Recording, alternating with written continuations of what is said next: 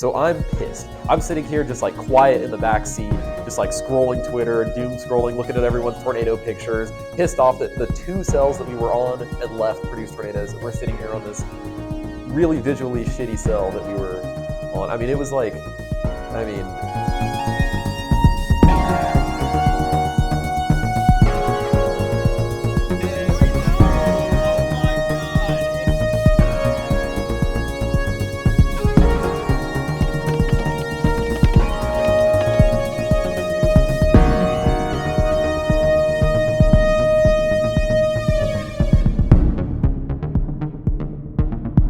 we'll tell the Elgin story. Okay, sure. So this is the story of my first tornado. Yeah. So this would have been my first daytime tornado. I did see one other nighttime tornado earlier, but so I remember it was the day after. Actually, I had some travel and got back the night before this tornado.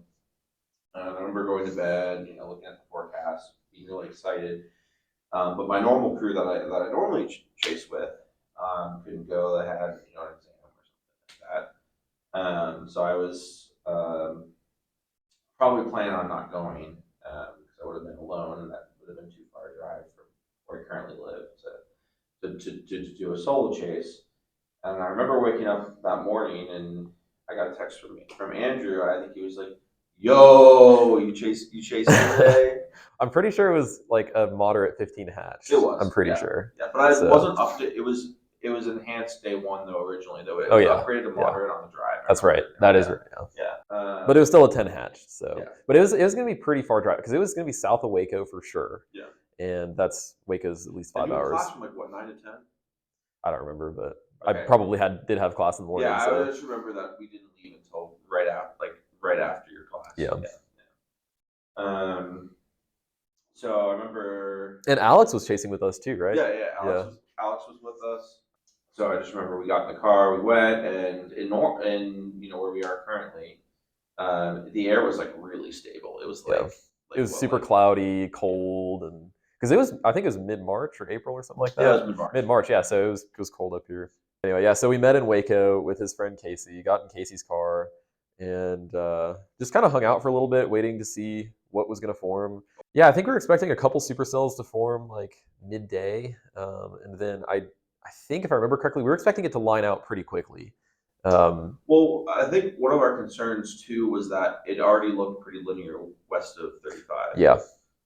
So our concern was that it was just going to maintain that line. But by mid-afternoon, we ended up with at least 2 or 3 supercells that formed pretty much at the exact same time, right along the I-35 corridor, and each cell looked pretty good. We were having a hard time choosing which one we wanted to go for.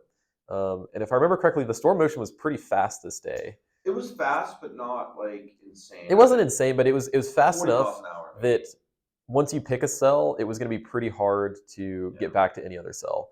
So initially we were on the top of the 3 cells, and it started getting rain wrapped, and his friend Casey wanted to drop down to the next cell. So he dropped down to the next cell. The top one ended up, I don't remember if it produced a tornado or not, but I know it went tornado warned when we dropped to the next cell. So now we're in the middle of the 3 cells, and this one was the least rain wrapped, but I was already a little bit upset that we had left the first cell because it was tornado warned and there was maybe a tornado on that one. And we were watching this one come towards us. There was really, really good structure. I remember we were looking over a field, and I think your hat like flew over the fence, and you had to hop on the fence into this person's farm. Not the only time that's happened. No, but to get your hat back. And then I'm looking at this cell thinking, all right, this looks good. We've got a rotating meso coming directly for us. Let's just sit here and watch. But the cell to our south was developing a little bit more. It's a little bit more discrete. And so Casey and Bradley said we should get to that southern cell so that it's a little bit going to be more chaseable. There'd be less moisture that gets sucked up into the middle cell. So it wouldn't be rain wrapped, ideally. And the other thing was that there was no storms to the south of it, so there was nothing. Right. But for me, I'm sitting here looking at a beautiful supercell rotating, and I'm thinking we should sit here and watch the tornado that's about to come to us. Yeah. So I was outnumbered because I was an undergrad and they were grad students, and I didn't know how to really put my foot down.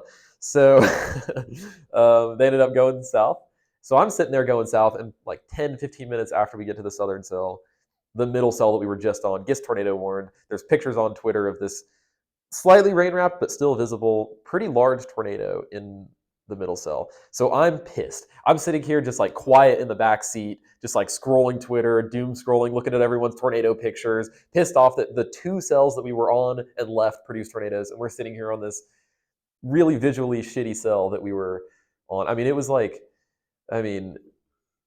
overcast. There was no structure to it at all.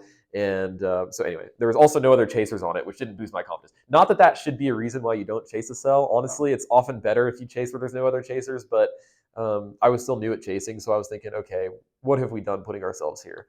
I just remember we get into the perfect position, and on radar it looked okay. It looked like it was starting to hook a little bit. And we got out of the car, and I visually remember seeing to our southwest the rotating wall cloud. Yep. That rotating wall cloud was rotating so fast. I couldn't believe it. I mean, because looking at radar, you would not have thought that there was going to No. be a good rotating wall cloud on this No. cell. And then we get out of the car, and the cone just started to come down. It was immediate. I mean, normally you see wall clouds with like, okay, you get a little funnel, maybe it goes back up, then it tries again. You get a little funnel. This was like, all right, wall cloud, boom, tornado. I mean, it was like not even 30 seconds, and then there's a fully condensed cone just ripping up trees and everything. Yeah, I mean, I was shocked because it did not look like it was going to produce that quickly. Yeah. Yeah. So we saw it produce, but our view was like a little bit blocked by trees.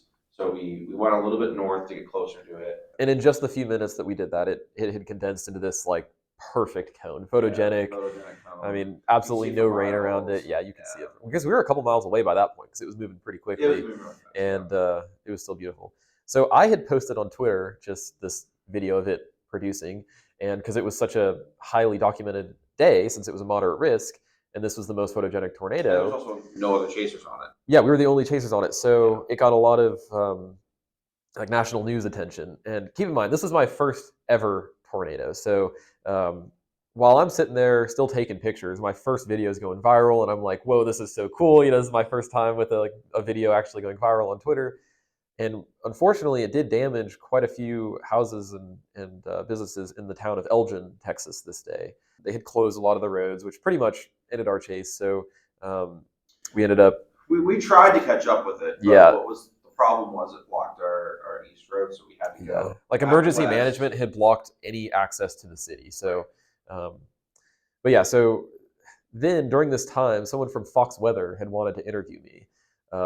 Live on air, and I'd never done something like this before, so I was super nervous. I was like worried about having signal, whatever. So get on the phone call, and she's asking me all these questions about it, and she's like, "You know, have you ever seen damage like this?" And of course, it's my first tornado. Like, of course, I haven't seen damage like this before. I mean, I've never. But of course, I was like, "Oh no, I've never seen anything like this. This is a powerful tornado." I mean, it wasn't that powerful. I mean, it damaged some homes, but it wasn't like, you know, it wasn't slabbing anybody's houses or anything like that. But yeah, I just remember that question and thinking, yeah, she has no idea that I'm this pretty much brand new chaser at this time that has no idea what I'm doing. But thanks for watching. If you like this video, make sure you take a moment to subscribe and hit the bell button so you're notified every time a video like this comes out. And while you're at it, why don't you check out chasepal.us? That way you're able to connect with us over all social media platforms.